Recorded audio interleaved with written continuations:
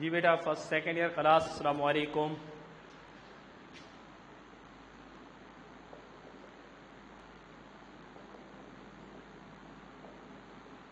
بیٹا last کل ہم نے سبق پڑھا تھا ہوائی، آج ہم سبق پڑھ رہے ہیں مولانا ظفر علی خان، پیج نمبر 54 پہ ہے، 54 پہ۔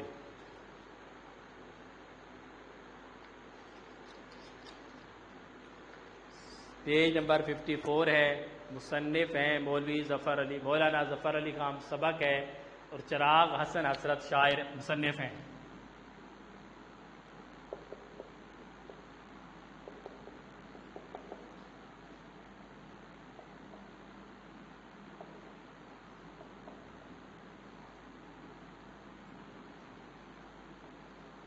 مولانا ظفر علی خان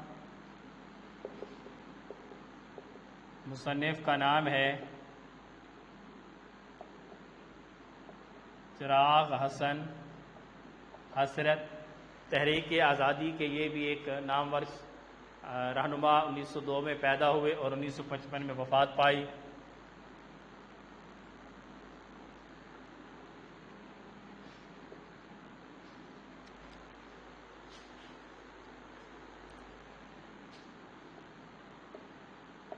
ماخذ ہے مردم دیدہ،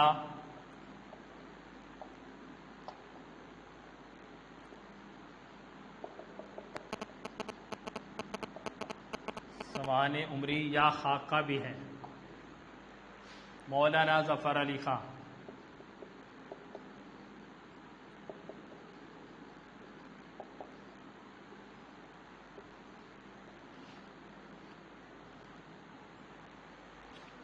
جی بیٹا بسم اللہ الرحمن الرحیم۔ مولانا ظفر علی خان بیٹا تحریک آزادی کے ایک سرگرم رکن رہنما، جنہوں نے زمیندارہ اخبار نکالا اور اس میں آزادانہ تحریروں کی بنیاد پر پابند ثلاثہ بھی ہوئے، لیکن اس کے باوجود بھی انہوں نے آزادی کے اس نغمے اور ترانے کو کبھی بجھنے نہیں دیا، اپنی شاعرانہ خوبی اور صلاحیت کی وجہ سے۔ قائد اعظم کے راول دستوں میں شمار ہوتے ہیں، نعتیہ کلام یا حمدیہ کلام بھی لکھا۔ ان کا سبق آپ نے پیچھے فرسٹ ایئر میں بھی پڑھا اور سیکنڈ ایئر میں بھی ان کی نظم آپ نے پڑھی، نعت فرسٹ ایئر میں بھی آپ نے پڑھا تھا، مستقبل کی ایک جھلک، یعنی کہ وہ دور اندیش تھے اور آنے والے حالات کے بارے میں پہلے سے وہ آگاہ ہو جاتے اور وہ عوام کو، لوگوں کو بتا دیتے تھے۔ اب سے کوئی 10 سال ادھر کا ذکر ہے، اس زمانے کا، جب مصنف یہ بات لکھ رہے ہیں کہ میں اخبار نئی دنیا کے دفتر میں بیٹھا کام کر رہا تھا کہ اتنے میں کسی نے آ کر کہا کہ زمیندار صاحب آئے ہیں۔ اب ظاہر ہے بعض اوقات کسی کے کام کی وجہ سے وہی اس کا ہی نام پڑ جاتا ہے۔ مثال کے طور پر اگر کوئی جوتے سیتا ہے تو وہ موچی بن جاتا ہے، بھلے اس کی قوم موچی نہ ہو، یعنی کہ جوتے کی وجہ سے۔ ایسے ہی انہوں نے اخبار نکالا تو لوگ ان کے اصل نام سے واقف نہیں تھے، لیکن ان کے نام، اخبار کے نام زمیندارہ کی وجہ سے لوگ انہیں زمیندار کہتے تھے۔ میں لنگی باندھے بیٹھا تھا، دھوتی چادر جو گاؤں میں لوگ باندھتے ہیں، اتنے میں کسی، ہاں جی، باندھے بیٹھا تھا، سر کے بال پریشان بکھرے ہوئے، داڑھی کئی دن کی بڑی ہوئی، زمیندار کا نام سنتے ہی ہڑ بڑا کر اٹھا۔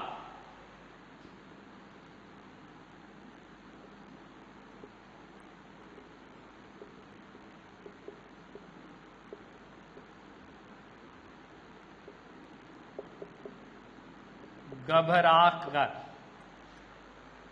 اٹھا۔ کون زمیندار صاحب؟ وہ بیچارہ کچھ کہنے نہ پایا تھا کہ مولانا شائخ احمد عثمانی آئے اور کہنے لگے بھائی مولانا ظفر علی خان آئے ہیں، اور چچا صدیق انصاری نے جو اپنے گدیلے پر گدے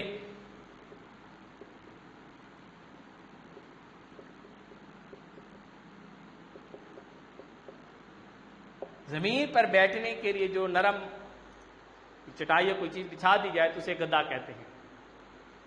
پانوں کی جغالی فرما رہے تھے انگڑائی لی اور نیم باز آنکھوں سے، آدھی کھلی آدھی بند.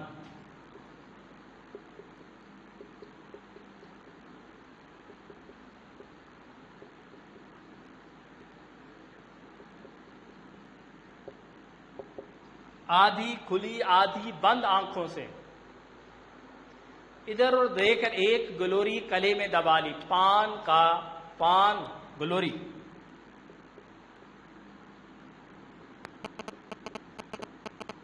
کلے کہتے ہیں گال، یہ والا حصہ منہ کے اندر. ان دنوں نئی دنیا کا دفتر چونا گلی میں ہوا کرتا تھا اور سڑک کے کنارے ایک چھوٹا سا مکان تھا. باہر ایک طرف عصر جدید، زمانے کی جدید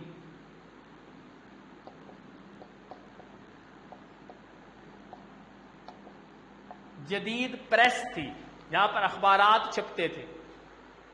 دوسری طرف حکیم غلام مصطفیٰ کا مکتب دواخانہ.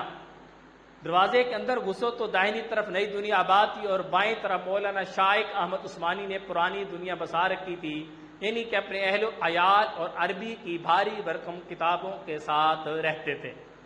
میں اس دنیا کا کولمبس، یعنی کہ وہ جس نے شمالی امریکہ کو دریافت کیا اور اپنے قلمی نام سندھ باد حجازی کے نام سے فقاہیہ کالم لکھتے تھے. ایک جہاز ران اور مقالہ افتتاحیہ جہاز کے ساتھ ساتھ فقہات مزاحیہ تحریر کی کشتی بھی چلایا کرتا. افسوس کہ یہ محفل سال بھر کے اندر ختم ہو گئی. نہ نئی دنیا رہی، نہ پرانی دنیا رہے نام اللہ کا. ان سب کچھ ہمیشہ ختم ہو جاتا ہے. تھوڑی دیر میں مولانا ظفر علی خان کھٹ کھٹ کرتے تشریف لائے. انہیں اس سے پہلے نہیں دیکھا تھا. تصویریں ضرور دیکھی تھی لیکن تصویروں سے کسی شخص کی صورت اور شکل کے متعلق صحیح اندازہ نہیں کیا جا سکتا. بہرحال اتنا تو یقین تھا کہ ان کی توند تو ضرور بڑی ہوگی. پیٹ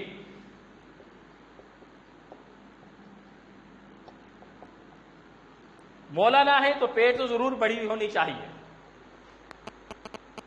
آخر معمولی کارکنوں کا قبا کم گنبد بڑا پیٹ، فلک سے ہمسری آسمان سے برابری کرتا ہے تو مولانا کو، جنہیں ایک آل انڈیا لیڈر کی، پوری انڈیا کا لیڈر کی حیثیت ہے، ایک عدد گرانڈیل توند کا، بہت بڑے پیٹ کا،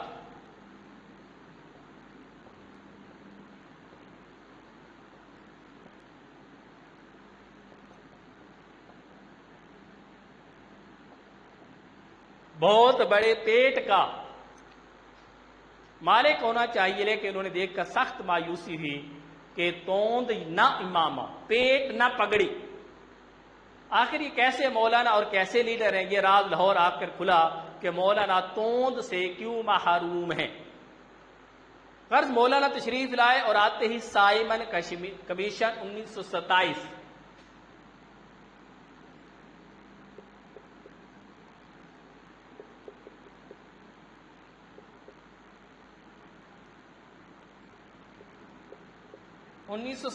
میں سائمن کمیشن یا تجاویز دہلی، ہندوستان کی جدید اصلاحات 1909،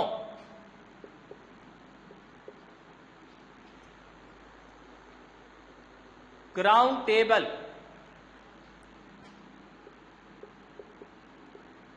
گول میز کانفرنس 30، 31، 32، 3 گول میز کانفرنس، اور کامل آزادی، جنگ آزادی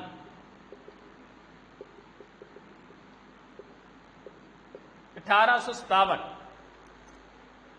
کا قصہ چھیڑ دیا. مولانا شائق احمد عثمانی ان دنوں کانگریس سے باغی ہو چکے تھے اور سائمن کمیشن سے تعاون کے حامی تھے. ان سے اس مسئلے پر بحثیں رہتی تھی. اب مولانا نے یہ کہانی شروع کی تو پھر یہی بحث چھڑ گئی. لیکن دراصل مجھے اس بحث سے بالکل بھی دلچسپی نہ تھی. مولانا کے نزدیک آئینی کمیشن کے ہندوستان آنا بہت اہم واقعہ تھا اور ہمارے نزدیک مولانا خان ظفر علی خان کا لاہور سے کلکتہ تشریف لانا بہت زیادہ اہمیت کا حامل تھا۔ اب کھینچا تانی شروع۔ میں چاہتا کہ مولانا شعر و شاعری کی طرف ہے اور مولانا ہم سب کو سیاست کی طرف کھینچے لیے جاتے۔ میں نے غالب کا نام لیا تو مولانا برکن ہینڈ جو برطانوی جو ہے وہ سیکرٹری، بس اب یہ کیفیت ہی میں انہیں میر کی طرف لاتا تو وہ مجھے بالڈون کی طرف لے جاتے۔ وائس رائے گزرا ہے بیٹا، میں کہتا غالب وہ فرماتے سائمن، غرض دیر تک یہی جھگڑا رہا، آخر مولانا کو فتح ہوئی، یعنی ہم نے مجبوراً شعر و ادب کا پن چھوڑا اور خاموشی سے ان کی باتیں سننے لگے۔ میں لاہور آیا تو کچھ دنوں زمیندار کے دفتر میں بھی قیام رہا۔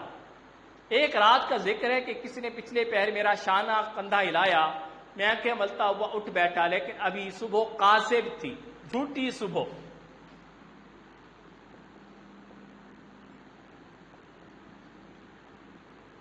جھوٹی صبح۔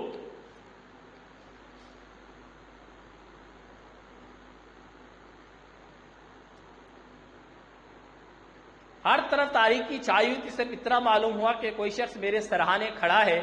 میں گھبرایا کہ الہی یہ کیا ماجرا ہے۔ اتنے میں مولانا کی آواز آئی، اٹھو میرے ساتھ سیر کو چلو۔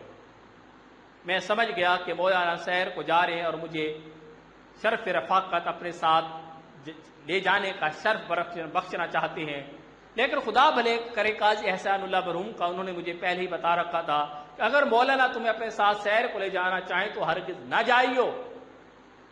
میں نے پوچھا یہ کیوں؟ کہنے لگے وہ تو پچھلے پہر اٹھ کر نہر کے کنارے میلوں دوڑتے ہی چلے جاتے ہیں۔ اب جو مولانا نے ساتھ چلنے کو کہا تو قاضی صاحب کی نصیحت یاد آ گئی اور آنکھوں تلے موت کا نقشہ پھر گیا۔ میں نے نہایت مزمحل، باریک،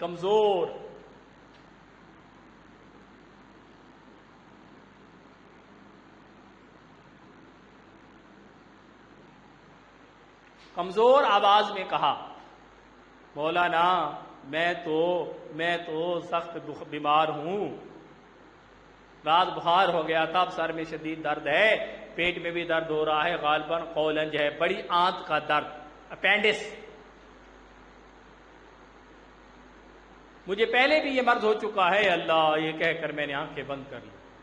یہ ایک طریقہ کارگر ثابت ہوا۔ مولانا نے مجھ سے ہمدردی ظاہر کی اور علاج کے متعلق چند بہتر مشورے دیے اور تشریف لے گئے۔ میں نے خدا کا شکر ادا کیا اور جی میں ارادہ کر لیا کہ اب دفتر میں نہیں رہوں گا۔ اب یہ بات سمجھ میں آئی کہ مولانا توند سے کیوں محروم تھے۔ آگے چل کر معلوم ہوا کہ انہیں صرف دوڑنے اور ڈنٹ لگانے کا ہی شوق نہیں، مقدر بھی ایک ورزش کی ایک لکڑی ہے جس کو جو ہے کھینچا جاتا ہے، لاتے ہیں۔ نیزہ بازی اور گھڑ سواری میں بھی برق ہیں ماہر، تیراکی، تیرنا اور کشتی گیری میں بھی بند نہیں، نشانہ بھی اچھا لگاتے ہیں۔ حیدرآباد کی ملازمت کے زمانے میں کچھ دن فوج میں بھی رہے۔ یہ قصہ عجیب ہے کہ سپاہی نیزہ بازی کے کرتب دکھا رہے تھے، ان کی بھی طبیعت لہرائی، گھوڑے پر سوار ہو کر نیزہ تانا اور آن کے آن میں کیل اکھیڑ دی۔ اب یہ بات ایک بہت بڑی بات ہے بیٹا، ویسے کھڑے ہو کر یعنی نشانہ باندھنے سے ہوتا ہے کہ دیوار کے اوپر سامنے کوئی چیز لگا دی جاتی ہے اور آپ کو گھوڑے پہ بٹھا دیا جاتا ہے اور ایک بڑا نیزہ جو ہے وہ دے دیا جاتا ہے کہ آپ گھوڑے کو دوڑاتے ہوئے آئیں اور آگے ایک لائن ہوتی ہے، اس لائن سے پہلے آپ نے اس کیل کو اکھاڑنا ہے۔ اب ذرا اس بات کو خود سوچ رہے کہ یہ ہاتھ میں آپ کے نیزہ ہے اور گھوڑے پہ آپ سوار ہیں اور گھوڑا دوڑتے ہوئے آ رہا ہے، تو یہ حالت ہوگی گھوڑے کے اوپر دوڑنے کی، یعنی کہ اس حالت میں جب انسان کا ہاتھ ہل رہا ہو اور اس حالت میں نیزہ پھینکنا اور نشانے پر پھینکنا، یہ بہت بڑا کمال ہوتا ہے۔ ان کی طبیعت بھی لہرائی، گھوڑے پر سوار ہو کر نیزہ تانا اور آن کے آن میں وہ کیل وہ میخ اکھیڑ لی، ہر طرف سے تحسین اور آفرین، داد دینے اور جو ہے شہرت کا ایک شور بلپا ہوا اور ان کی خدمت فوج کے سیغے میں منتقل کر دی گئی، انہیں فوج میں شامل کر لیا گیا، لیکن افسر سے نبھا نہ سکا اس لیے استعفیٰ دے دیا۔ ایک مرتبہ ایک صاحب کہنے لگے مولانا ظفر علی خان زبان اور محاورے کے استاد ہیں، اشعار کی بندش خوب ہوتی ہے لیکن ان کے ہاں حقیقی شاعری بہت کم ہے۔ میں نے کہا ذرا بحر کلزم، یہ ان کی نظمیں ہیں بیٹا، لندن کی ایک صبح رامائن کا ایک سین پڑھ کر دیکھیے۔ کہنے لگے میں نے تو یہ نظمیں نہیں پڑھی لیکن مولانا کے اشعار سے معلوم ہوتا ہے کہ ان کا قلب عشق اور محبت کے لطیف جذبات سے خالی ہے۔ میں نے گفتگو کا پہلو بدل کر شعر پڑھنے شروع کر دیے۔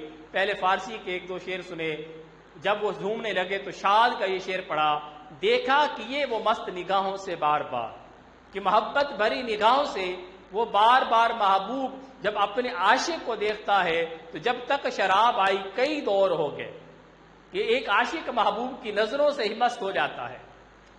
انہوں نے 2 مرتبہ یہ شعر پڑھوایا، میں نے پھر کہا سلیقہ میں کشی کا، کہ اگر شراب پینانے کا سلیقہ ہو تو کر سکتی ہے محفل میں نگاہ مست شاہ کی مفلس کا اعتبار اب بھی، کہ شراب پلانے کا طریقہ ہو تو نگاہ جو ہے وہ شراب سے بڑھ کر مست کر سکتی ہے، لیکن طریقہ ہو۔ وہ شعر سن کر تڑپ گئے، کہنے لگے کس کا شعر ہے؟ میں نے پوچھا جو شخص ایسا شعر کہہ سکتا ہے اس کے متعلق آپ کا کیا خیال ہے؟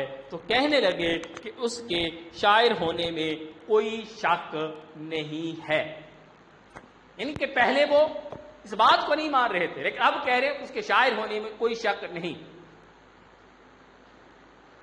کہنے لگے کہ اس کے شاعر ہونے میں کیا شک؟ میں نے کہا تو پھر سن لیجئے، یہ شعر آپ کا کیا مولانا ظفر علی خان کا ہے۔ یہ سن کر ان کا اوپر کا سانس اوپر اور تلے کا تلے، یعنی کہ وہ خود ہی اس بات میں پھنس گیا، جو مولانا کو شاعری نہیں سمجھ رہا تھا تو اب ان کی شاعری پہ مست ہو کر بات بیان کر رہا ہے۔ دراصل مولانا کی شاعری پر تنقید کرنا میرا موضوع نہیں، برسبیل یوں ہی برسبیل تذکرہ یہ پہ باتیں آ گئیں۔ مجھے تو یہ کہنا ہے کہ مولانا نے اپنی تمام نظمیں بہت تھوڑے وقت میں کہی ہیں۔ بیٹا ہر کسی کا اپنا ایک انداز ہوتا ہے، کوئی ایک شعر میں گھنٹوں لگا دیتا ہے، کوئی چند لمحوں میں ایک نظم یا غزل لکھ دیتا ہے۔ بعض لوگوں پر شعر الہام ہوتے ہیں، جیسے اقبال تھے، مولانا ظفر علی خان حالی ہیں، ایسے لوگوں پر شعر الہام ہوتے تھے۔ شاید ہی کوئی نظم ایسی جو انہوں نے گھنٹے 2 گھنٹے میں کہی ہو، ورنہ ایک نظم عموماً آدھ گھنٹے سے زیادہ وقت صرف نہیں ہوتا۔ پتھر نکال ہمسر نکال بڑے مارکی کی نظم ہے، 17 شعر ہیں جو گھنٹے بھر میں لکھے گئے، ان کا آخری شعر مجھے نہیں بھولتا۔ تو غزل خانی پہ آ جائے تو خواہ جائے وقت، غزل کہنے پہ آ جائے تو تجھ سے بڑا غزل خواں کوئی نہیں۔ زلف عنبر محبوب کی جو زلفیں ہیں وہ اس انداز سے گھنگریالی ہیں جیسے کہ سانپ جو ہے وہ بل کھاتا ہوا جا رہا ہو۔ اس دم بخیر اصدر نکال۔ ہم نے اکثر شاعروں کو دیکھا ہے کہ شعر کہنا چاہتے ہیں تو شفاء الملک حکیم فقیر محمد صاحب چشتی سے رجوع کرتے ہیں اور ہفتے بھر کا مس حل لے لیتے ہیں، قبض دور کرنے کی دوا، پھر فی یوم ایک شعر کے حساب سے کہتے چلے جاتے ہیں۔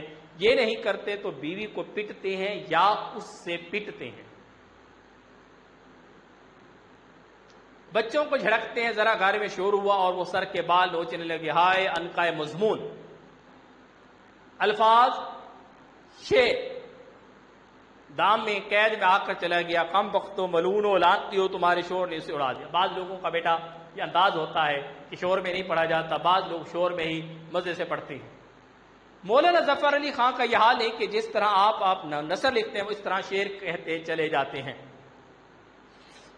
مولانا جب تک دفتر میں رہتے بڑی چہل پہل رہتی، نظم لکھی اور پکار کے کہا بلاؤ قاضی کو، بلاؤ اختر کو، کہاں ہے زاہدی، کہاں ہے اختر۔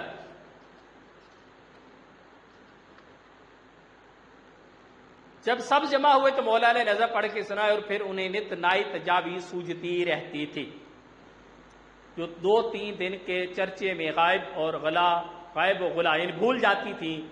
ہم میں سے کوئی اچھا شعر کہتا یا کوئی اچھا مضمون لکھتا تو تعریف کر کے دل بڑھاتے اور انعام بھی دیتے۔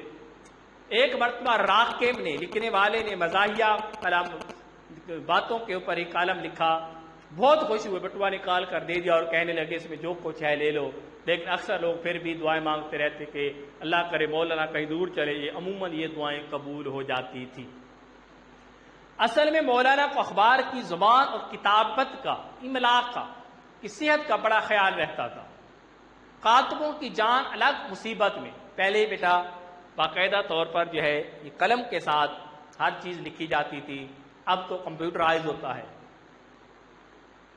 جب تک مولانا دفتر میں ہیں غل غبارہ شور مچا ہوا ہے، جو ہی کاپی پر نظر پڑی شور مچ گیا، ارے یہ کیا کیا، یہ عبارت تو بالکل محمل ہے جس کی کوئی معنی نہ ہو۔ اس مراسلے میں تحریر میں تصحیح نہیں ہوئی، یوں ہی کاتب کو دے دیا گیا، خبروں کی عبارت چست نہیں، کتاب کی غلطیاں تو دیکھو کتابت کی، ایک کالم میں 50 غلطیاں، اور کتابت کیسی عجیب ہوئی ہے، کوئی دائرہ بھی تو صحیح رہی، غضب خدا کا، قرآن کی آیت غلط رہی، اتنا خیال نہ آیا کہ کلام الہی ہے، ستیہ ناش کر دیا اخبار کا، ان تمام کاپیوں کو جلا دو، آج سر نو، اب اخبار نہیں نکلے گا، اعلان کر دو کہ اخبار نہیں نکلے گا، بلاؤ اختر کو، اختر کہاں ہے قاضی، بلاؤ، بند کر دو جی اخبار کو، بند کر دو، میں یوں اخبار نہیں نکالنا چاہتا۔ اس کے بعد ہے بیٹا آپ کی ایم سی کیوز ہیں، بلکہ خالی جگہ ہے یا ایم سی کیوز ہیں۔ میں اس دنیا کا کولمبس تھا۔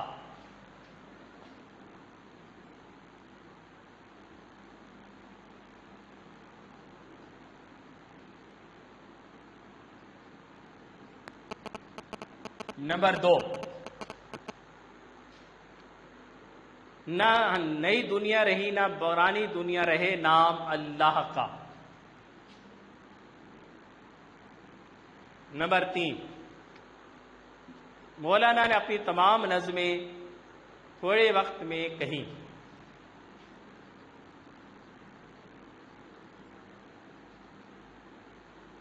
نمبر 4، مولانا ظفر علی خان زبان اور محاورے کے استاد ہیں۔ نمبر 5، مولانا جب تک دفتر میں رہتے بڑی چہل پہل رہتی۔